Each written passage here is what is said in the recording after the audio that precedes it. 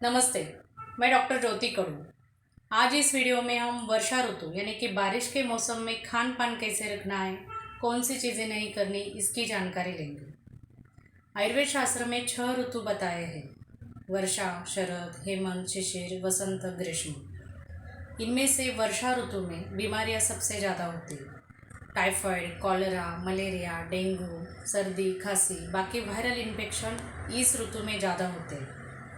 जिनकी इम्यूनिटी कम है यानी कि छोटे बच्चे, बुज़ुर्ग लोग इस ऋतु में ज़्यादा बीमार पड़ते हैं। लेकिन अगर हम खान पान में थोड़े से बदलाव करते हैं तो हमारी इम्यूनिटी अच्छी रहेगी, हम इस मौसम में भी हेल्दी फिट रह सकते हैं। सबसे पहले तो जो भी पानी हम पीते हैं वो हमें उबाल के ठंडा करके लेना है।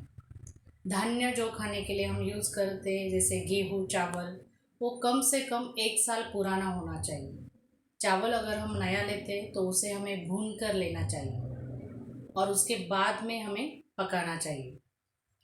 इस मौसम में हमारी जठराग्नि यानी कि पाचन शक्ति कम रहती है, इसलिए हमें हल्का, स्निग्ध, उष्ण भोजन लेना है। मूंग दाल इस मौसम में पथ्यकर बताई है, तो मूंग दाल हम ज़्यादा से ज़्यादा यूज़ कर सकते हैं। हरी पत्ते वाली सब्जियां हमें इस मौसम में कम खानी है। भिंडी, परवल, लौकी, ये सब्जियां हम ज़्यादा खा सकते हैं। तीखी कड़वी चीज़ें हमें ज़्यादा नहीं खानी है।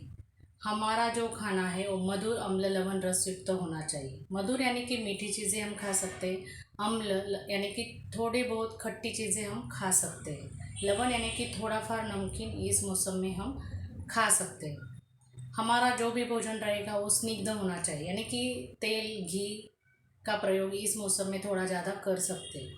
लेकिन तली हुई चीज़ें हमें नहीं खानी है। तेल हम सब्जियों को तड़का लगाने के लिए यूज़ कर सकते हैं।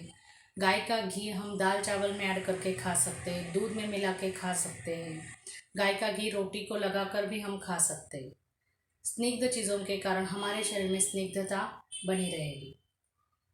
इस मौसम में शहद का प्रयोग हम कर सकते हैं।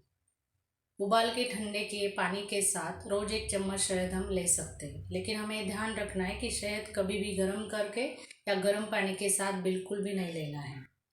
इस ऋतु में नेचुरली वात प्रकोप होता है, यानी कि वात की जो प्रॉब्लम है जैसे कमर दर्द, जोड़ों का दर्द, स्किन ड्राई हो जाना, गैसेस बनना, कॉन्स्टिपेशन होना, ये इस ऋतु में बढ़ती है। वात शमन के लिए बस्ती चिकित्सा सर्वश्रेष्ठ बताई है। तो इस ऋतु में अगर हम बस्ती चिकित्सा करते तो वे वात की तकलीफें हमें नहीं होगी। आपको वात की प्रॉब्लम है तो आपको बस्ती चिकित्सा करनी ही चाहिए। आप स्वस्थ है, हेल्दी है, तभी भी स्वस्थ रहने के लिए आपको बस्ती चिकित्सा इस ऋतु में करनी चाहिए। बस्ती की विधि इनिमा जैसी होती है, लेकिन इसमें औषधि सिद्ध तेल और काढ़ा यूज किया जाता है। औषधि सिद्ध तेल और काढ़ा गुद द्वारा यानी कि एनस के थ्रू शरीर में प्रविष्ट किया जाता है।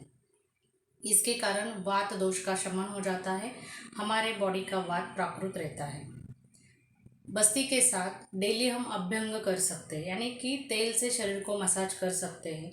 अभ्यंग के बाद उपटन का भी हम प्रयोग कर सकते हैं। इसके कारण हमारे शरीर का वात कंट्रोल में रहेगा। इसके साथ ही कौन सी चीज़ें इस ऋतु में नहीं करनी चाहिए, तो ठंडी चीज़ें हमें बिल्कुल भी नहीं खाना है। ठंडी हवा से बचना है ताकि शरीर में वात ना बढ़े। नंगे पैर से हमें कीचड़ में इधर उधर नहीं घूमना है। दिन में हमें सोना नहीं है। हमें ज़्यादा हेवी खाना नहीं खाना है। शरीर श्रम यानी कि फिजिकल एक्टिविटी हमें ज़्यादा नहीं करनी है। एक्सरसाइज भी इस मौसम में हमें ज़्यादा नहीं करनी चाहिए। और नदी तालाब का पानी हमें डायरेक्टली नहीं पीना है। तो हम खान पान में एक छोटी सी बदलाव अगर हम करते हैं तो वर्षा ऋतु में, बारिश के मौसम में हम हेल्दी रह सकते हैं। Thank you.